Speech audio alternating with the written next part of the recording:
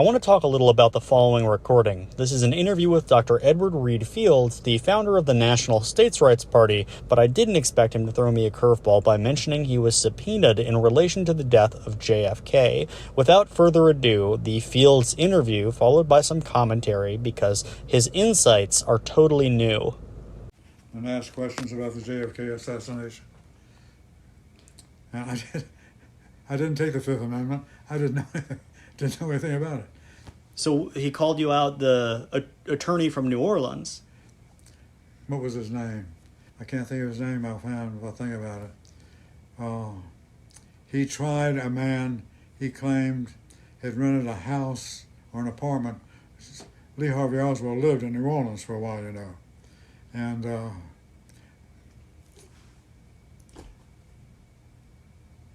I knew, let me see if I have his book.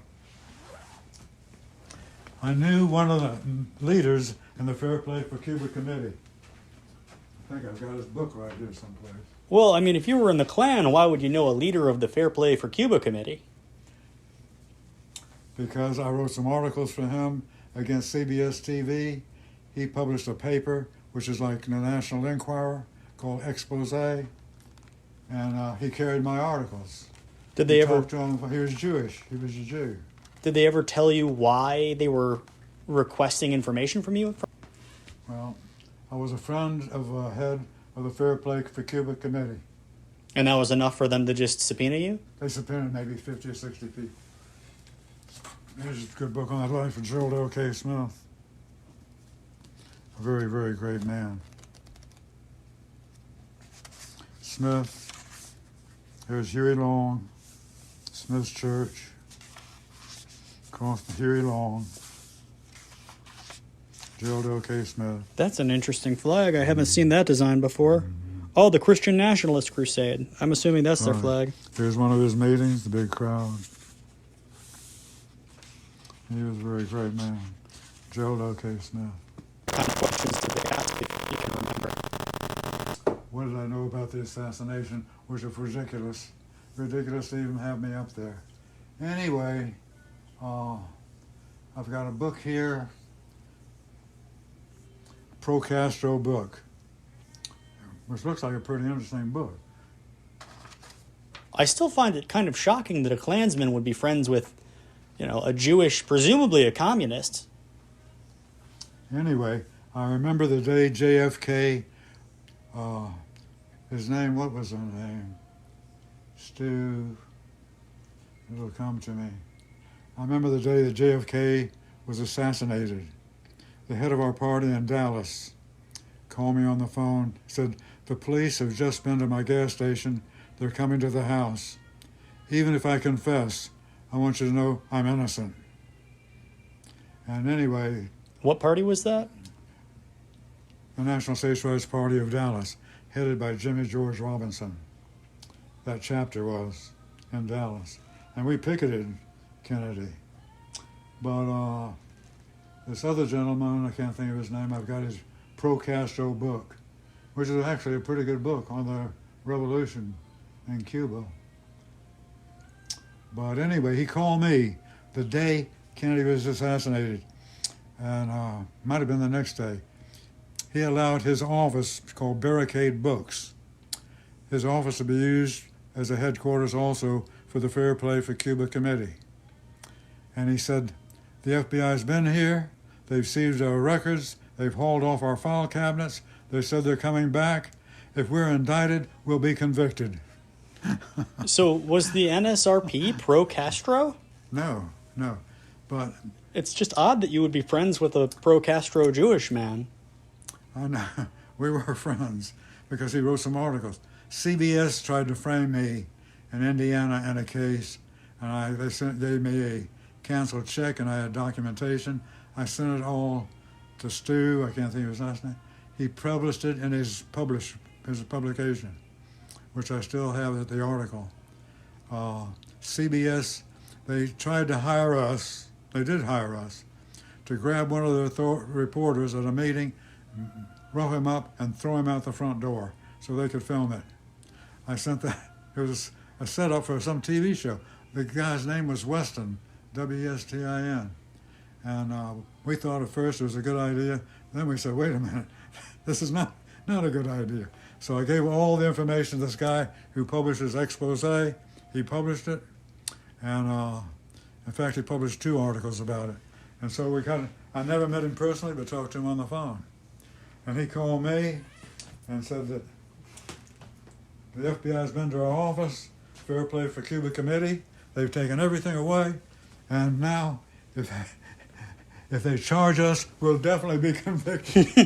Like my friend in Dallas, Jimmy George Robinson, if I confess, I'm innocent.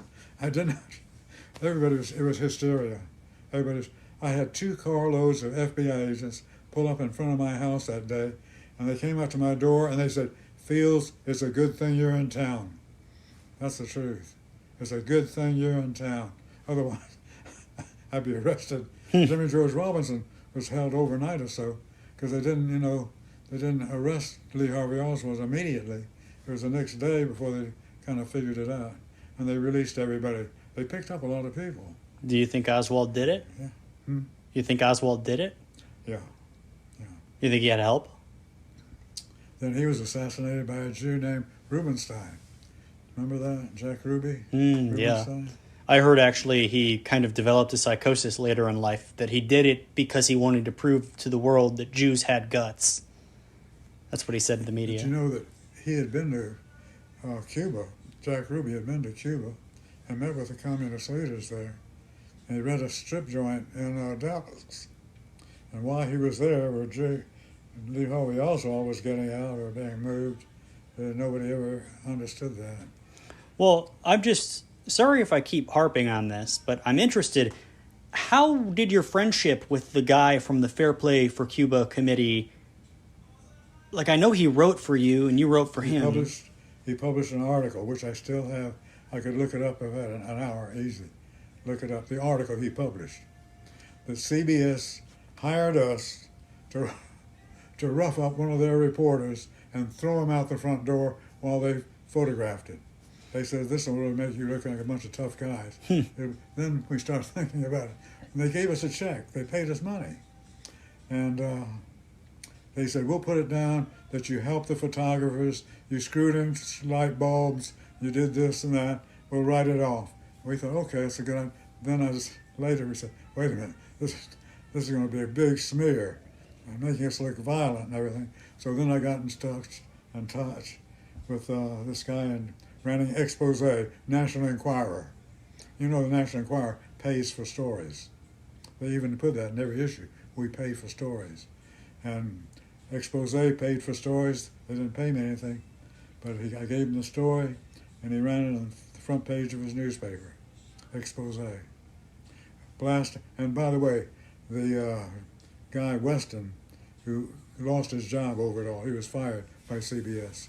We're trying to hire people to beat up, to work over their newsmen for publicity. Things like that you think they couldn't happen, but they do. And anyway, the Castro book he published was M16. M16, which was the name, I think, of Castro's guerrillas to start with. At times, I must have seemed like a deer stuck in headlights. I wasn't ready to hear Fields talk about this, but I've talked in the past about Rightwing and Dixie Mafia connections to JFK's death with Larry Hancock, a well-respected researcher in this field, so I sent him the audio. He made a few notes, but here's what he said verbatim. Very interesting. I will have to ponder this, but 2 things stand out. 1, there is no sign of an FPCC office or group in Dallas ever. In fact, V.T. Lee confirmed that to Oswald in 1963 when Oswald wrote about joining an FPCC from Dallas. 2, I wonder if Fields has them confused with an anti-Castro group. Of course, they were also protesting JFK, and there were lots of links between these groups and right-wing radicals, including some in Fields' circle.